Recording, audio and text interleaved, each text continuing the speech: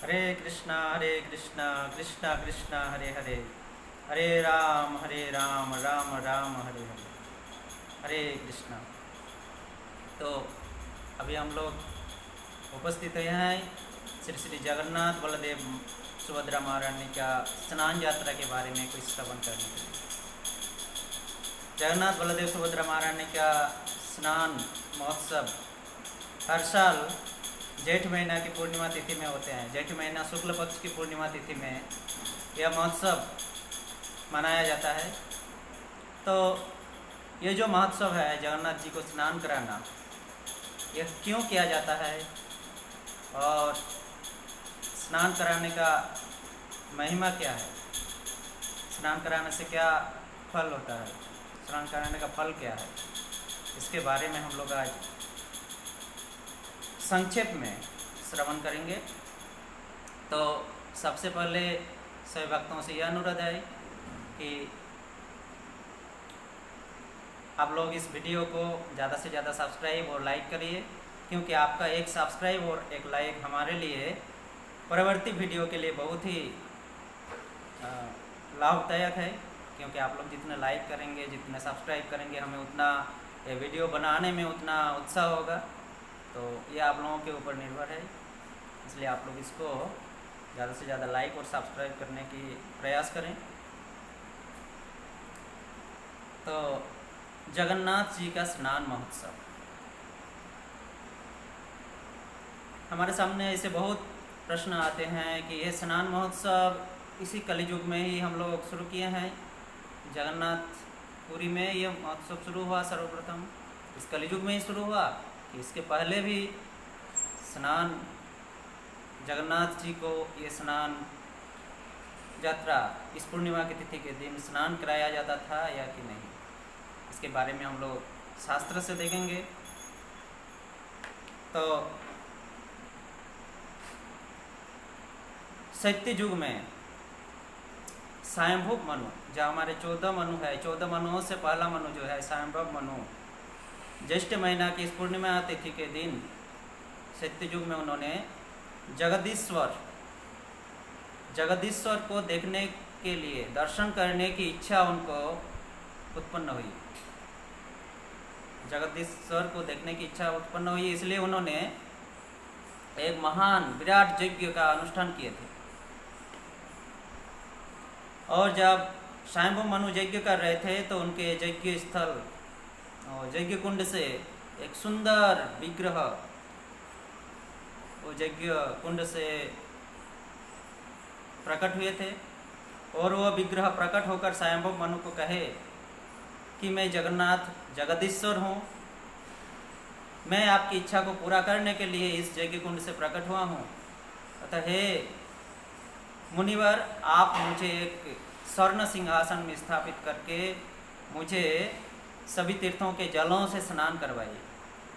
इस प्रकार से सबसे पहले सर्वप्रथम स्वयंभू मनु जगदीश्वर को इस पूर्णिमा का तिथि के दिन स्नान कराए थे। उसके बाद महाराज इंद्रद्युम्न जब उनको इच्छा हुई जगन्नाथ की सेवा करने के लिए, जगन्नाथ का दर्शन करने के लिए, तो हम लोग देखते हैं, हम लोग श्रवण करते हैं जगन्नाथ के प्रकट रहस्य के बारे में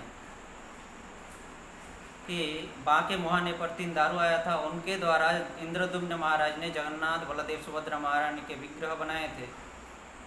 और ये जब विग्रह प्रतिष्ठा किए तो उन्होंने ब्रह्मा जी को निमंत्रण किए थे।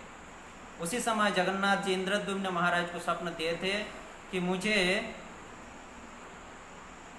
मंदिर के सामने एक वेदी में स्थापित करके, वेदी यानी ऊंचा स्थान, ऊंचा चबूतरा, ऊंचे स्थान, ऊंचे वेदी में मुझे स्थापित करके सर्व समक्ष के सामने यानी सभी भक्तों के सामने मुझे सभी तीर्थों के पानी से स्नान करवाइए।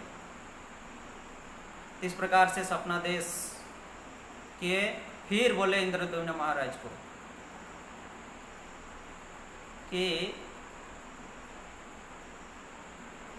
ये जो ज्येष्ठ महीना पूर्णिमा तिथि, उस दिन मुझे सभी तीर्थों के पानी से स्नान कराने। तो इंद्रद्युम्न महाराज जगन्नाथ के निर्देश के अनुसार ब्रह्मा आदि सभी मुनि ऋषियों को बुलाकर ये जगन्नाथ जी के स्नान यात्रा महोत्सव को किए थे।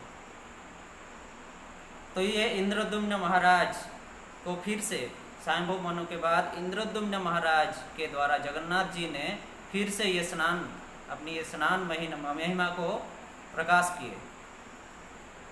इस प्रकार से जगन्नाथपुरी में सर्वप्रथम इंद्रद्युम्न महाराज ने जगन्नाथ जी के, जगन्नाथ बलदेव सुभद्रा महारानी को सर्वसमक्ष के सामने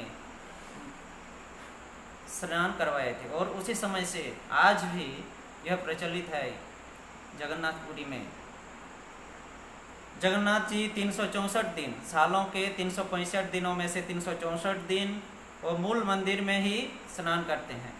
लेकिन साल का एक दिन जो है, ये जेठ महीना के शुक्ल पक्ष की पूर्णिमा तिथि के दिन, वो सर्वसमक्ष के सामने आकर सभी को दर्शन देकर सभी के सामने जगन्नाथ जी स्नान करते हैं। इस प्रकार से आज भी जगन्नाथ जी स्नान करते हैं ज्येष्ठ पूर्णिमा के दिन। ऐसा भी शास्त्र में वर्णन है। हम देखते हैं जगन्नाथपुरी में 4 द्वार है। उनमें से जो हस्ती द्वार है, उत्तर द्वार के सामने एक कुआं है। कहा जाता है कि दशमी तिथि के दिन, इस ज्येष्ठ महीना के शुक्ल पक्ष के इस दशमी तिथि के दिन या निर्जला एकादशी के पहले दिन, दशमी तिथि के दिन, सभी तीर्थ आकर उस कुएं के अंदर प्रवेश करते हैं। सभी तीर्थ उस कुएं के अंदर विराजमान होते हैं दशमी तिथि के दिन, ज्येष्ठ महीना के दशमी तिथि के दिन, शुक्ल पक्ष की दशमी तिथि के दिन।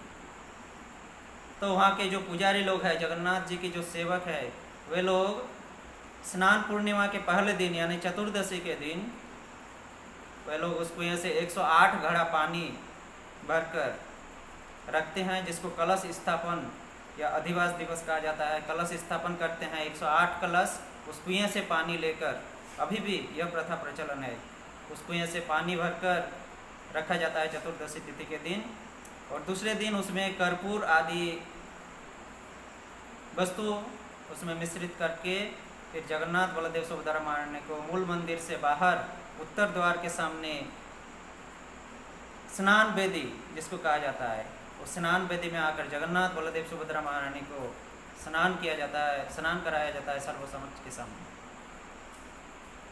तो ये जो स्नान हम अगर इनका दर्शन करते हैं तो भी हमारे लिए लाभदायक है, और अगर हमने स्वहस्त से भगवान जगन्नाथ जी को स्नान कराते हैं तो भी लाभदायक है। विभिन्न पुराणों में इनका वर्णन किया गया है। पुराणों में वर्णन है कि जो व्यक्ति ज्येष्ठ महीना के पूर्णिमा तिथि के दिन तुलसी मिश्रित पानी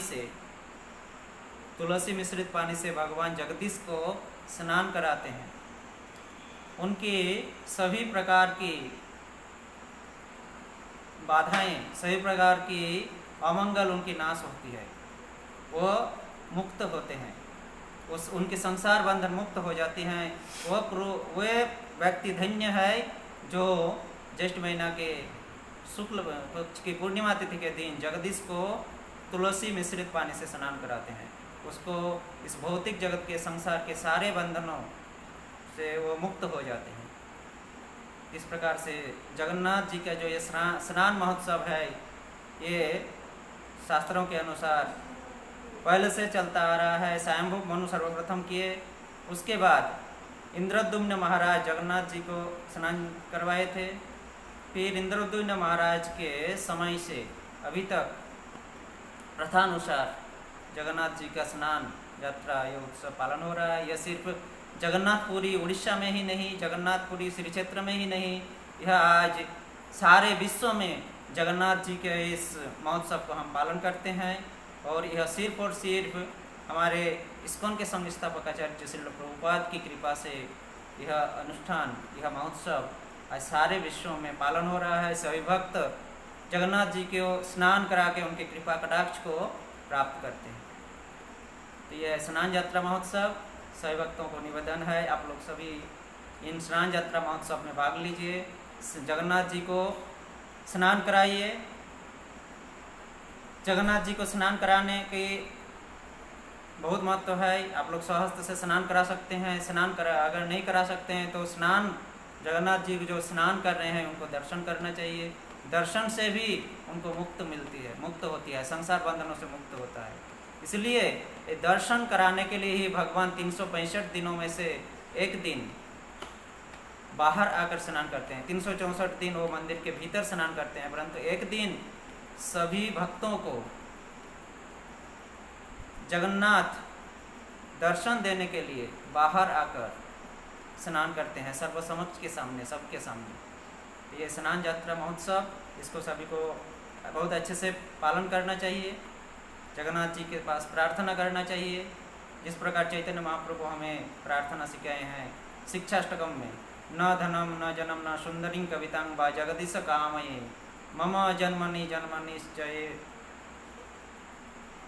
तो इस प्रकार से प्रार्थना करना चाहिए। किसी प्रकार की धन जन आदि की कामना हमें कभी भी भगवान से नहीं करना चाहिए, यह हमें याद रखना चाहिए। तो ये स्नान यात्रा महोत्सव है, सभी को इस यात्रा में भाग लेना चाहिए, इसको पालन करना चाहिए। तो हरे कृष्ण, बहुत बहुत धन्यवाद। जय जगन्नाथ।